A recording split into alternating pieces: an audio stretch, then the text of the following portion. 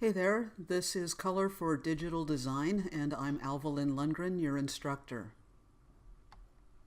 So color theory, which is the principles and facts about how color works, is really critical to our design decisions, and we cannot make right color choices without understanding what color is and what it does. So I wanted to begin with basic things you need to know about color. Then we're going to be moving into human color perception and what color actually is. And then we're going to be talking about color and light, which is your medium in the digital realm. Color is light. Color is actually a property of light. Light is energy. And when you're working digitally, you're working with light. Color does not really exist. It is the result of wavelengths interacting with the photoreceptor cells on your retina and sending impulses down the optic nerve to the brain. So we perceive color. We work with it as if it's a real, actual, tangible substance, but it isn't. The more complex the tools we work with become, the more color knowledge will expand. Don't expect a single color class or a couple of color theory classes to carry you through all your creative work. You will need to be learning about color as you go. If you've never taken a color theory course, consider this your beginning point. If you have taken a traditional color theory course, add this to that and then keep adding to your knowledge. Color appears differently in different displays in print and in art and design media. With displays, devices, each one represents color differently, and very often the differences are subtle, but they're there. So if you have to work with brand colors, or you want a specific color or an image to appear in a specific way, you have to work to make that happen. Most of us have experienced the difference between a printed piece and that same piece being displayed. It just doesn't match up. And then print, which is pigment, and traditional art and design media like paints, oil paints and acrylics, gouache, watercolor, look very different than they do when they're printed. So we have 3 different types of media in which color works differently. Ultimately, we cannot wing it with color. We cannot just say, oh well. We do need to make right color choices, but then control the outcome of those choices throughout all our work. In traditional or standard color theory, you're mixing pigments and observing color relationships. In digital art and design, you're still working with those same color ideas, those same principles. But the amount of knowledge you need to make the right color choices increases exponentially. In digital color, we add on to that the idea of additive color mixing, bit depth, screen resolution, color spaces and modes. So we're going to be focusing throughout this course on the digital issues with color and either review if you've already had color theory or introduce some basic color principles that you can run with. If you've taken a design class, you probably already understand that color is a formal design element. And by formal, we mean that it is something that appears to be tangible that we actually work with. We use color to create our work. Along with point, line, plane, shape, space, texture, color is a visual thing, and therefore it's formal, meaning that it is an aspect of form. Form is the total visual appearance of something. So when we're using the word formal, we are talking about an element that relates to how something appears.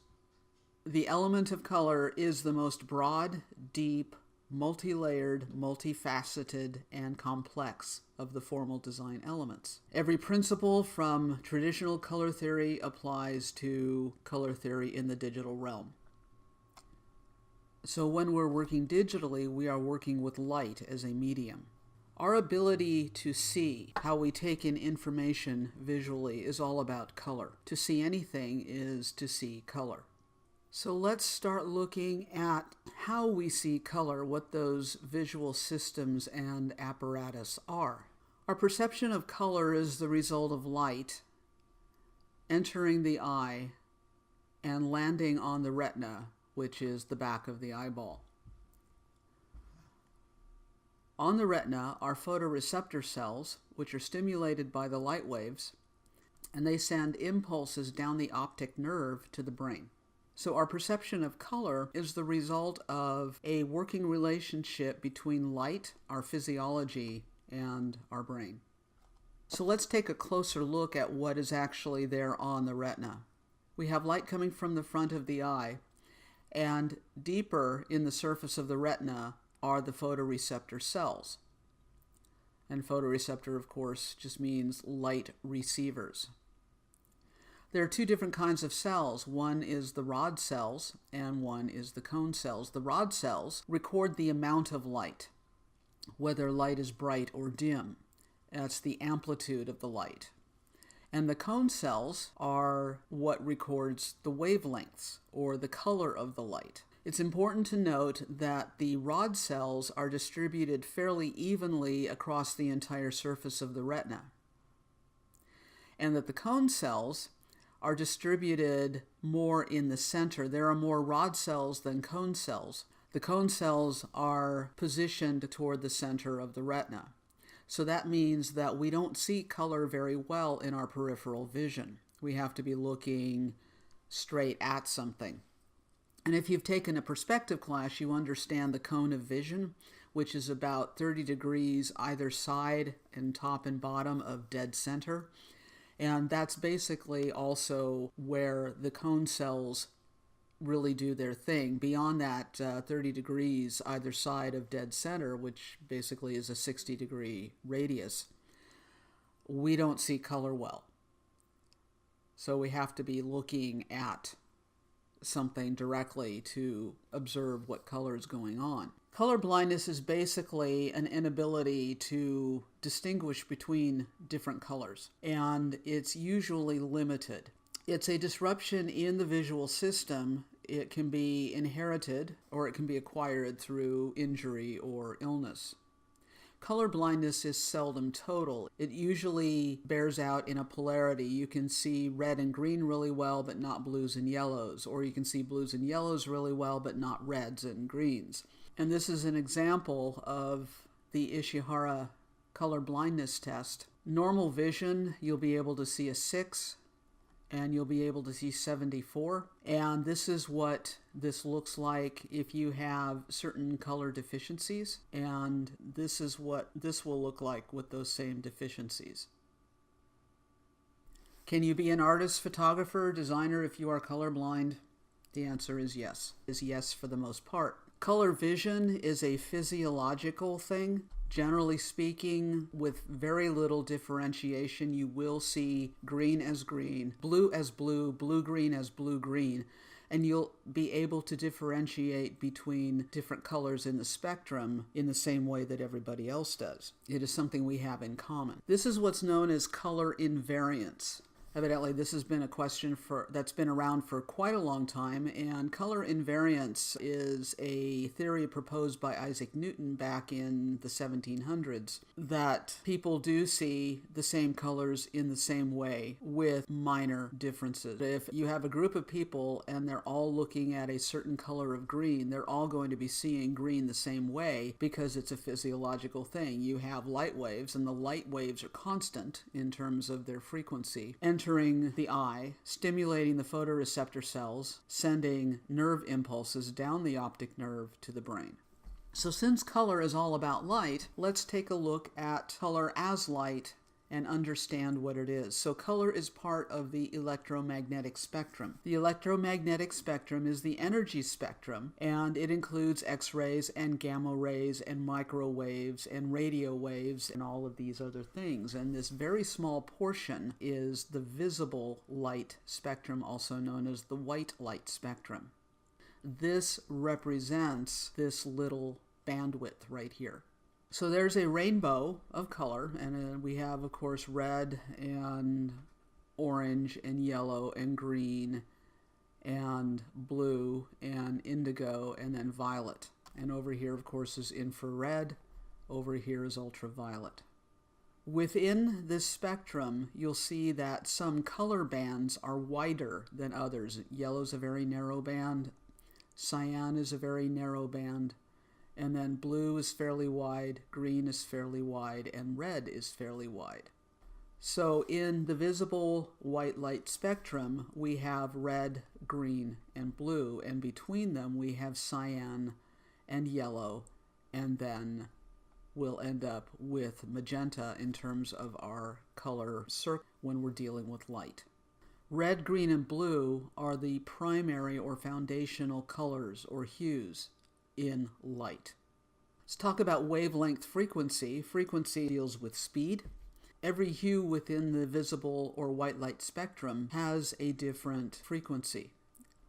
And every hue has a group of wavelengths within it, so there's not just one single color that's red and not just one single color that's yellow.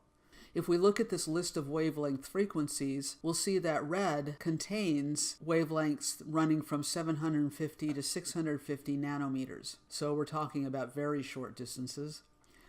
But there are 100 different wavelengths in the red hue.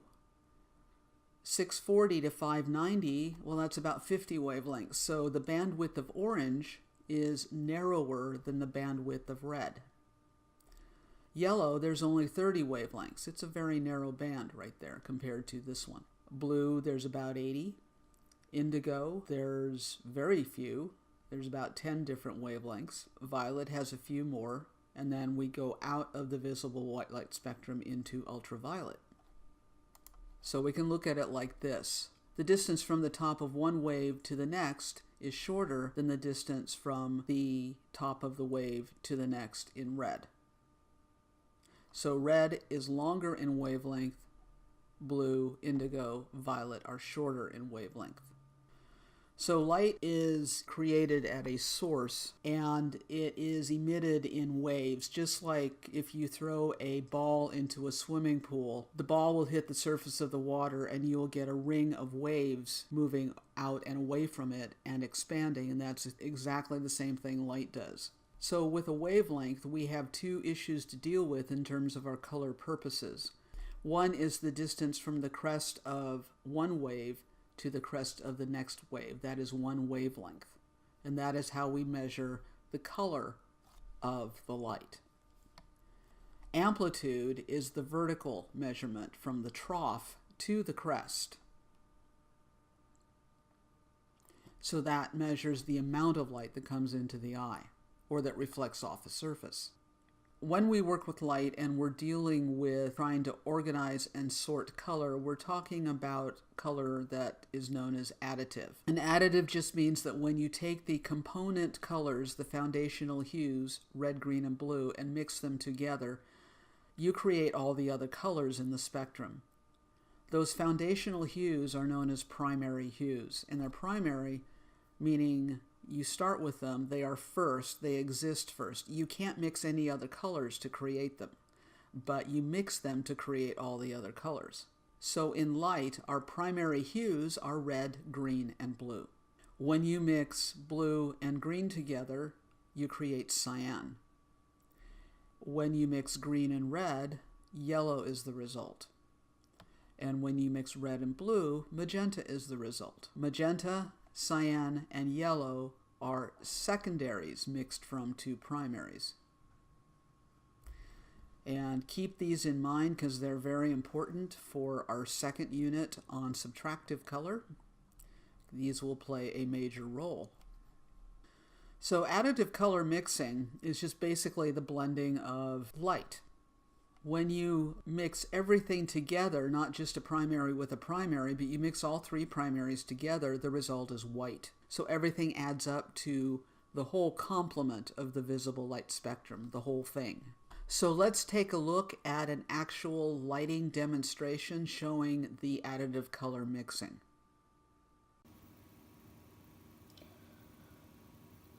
So here, in terms of additive color mixing, we're seeing the green, the red, and the blue. And this is a tetrahedron. It's a four-sided pyramid.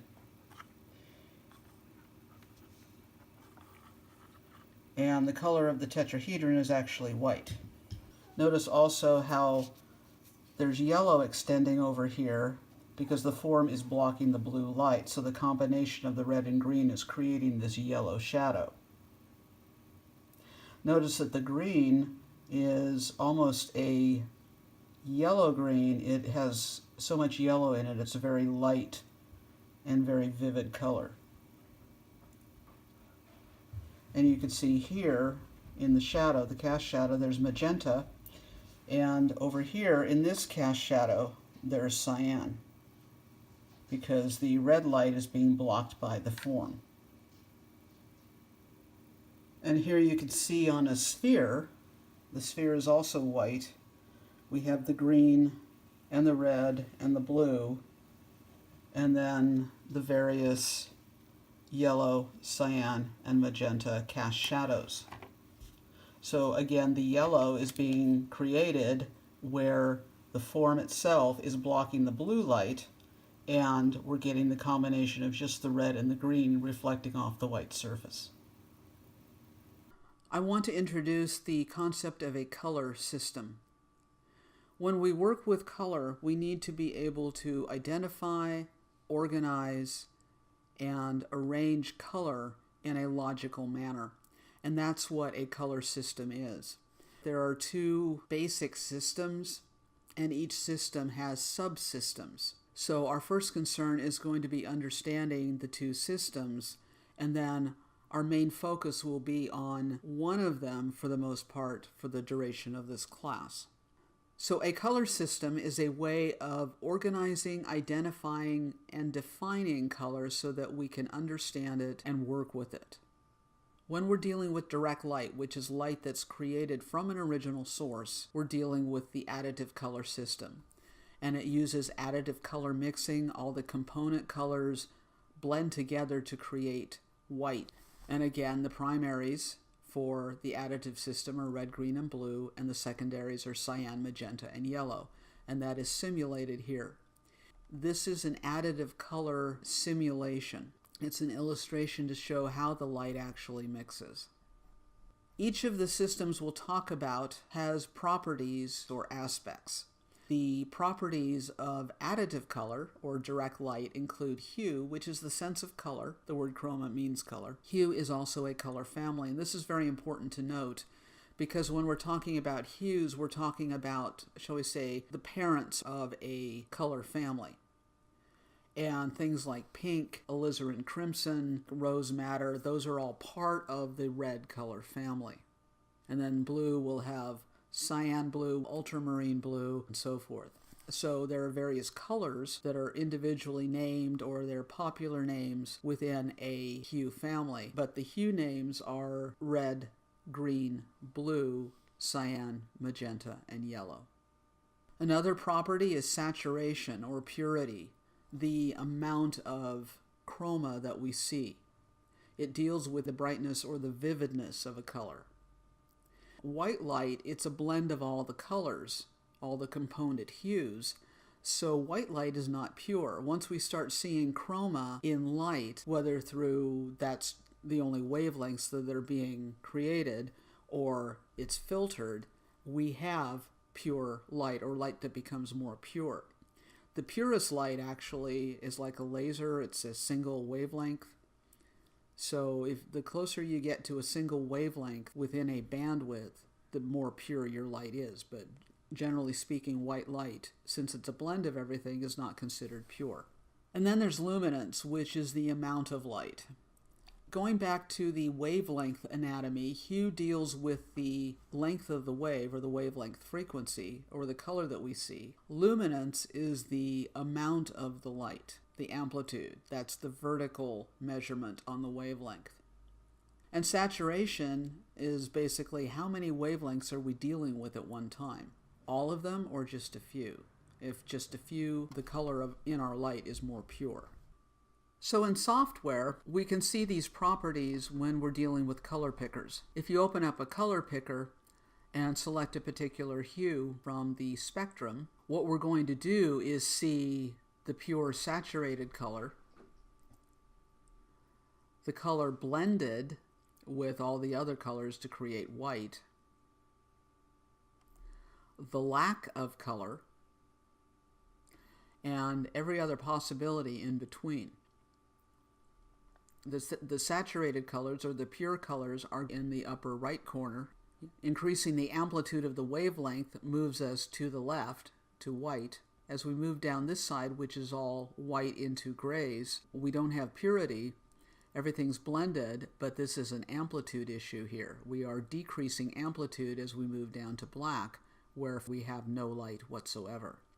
Whenever using one of these color pickers, you're dabbing in the properties of additive color.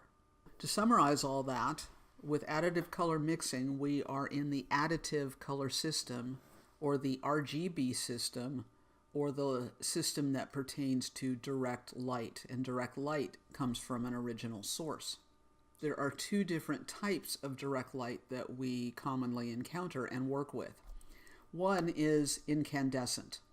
Incandescent is anything that burns. So it's the standard incandescent household light bulb with the filament that burns, and it's inside a vacuum bulb. Gas flames on your stove. Candlelight, sunlight, starlight, firelight, these are all things that burn. Incandescent light is visually warm in tonality or light quality. So we can see it's very warm in this gas flame, and then it moves cooler into yellow, and then it gets kind of white, and then it goes into blue. In physical color temperature, which is the actual temperature of the light or the energy, in this case the flame, the hotter it gets, the bluer it gets, which is kind of opposite of how we think of color being warm and cool. But that's the way it is in light. And we'll see how between direct light and reflected light, which is pigment, there's a lot of things that are opposite or inverse. Luminescent light is created by anything that is electronic, biological, or chemical. And so your basic firefly is a luminescent light source. Your basic compact fluorescent bulb is a luminescent light source. And your iPad or Surface is a luminescent light source. This is electronic, this is chemical, and this is biological. LED lights are also luminescent. Luminescent light generally has a cool light quality. Light quality comes into play obviously when you're calibrating your computer display with photography and with general color management. So you need to manage the quality of the light medium that you're working with.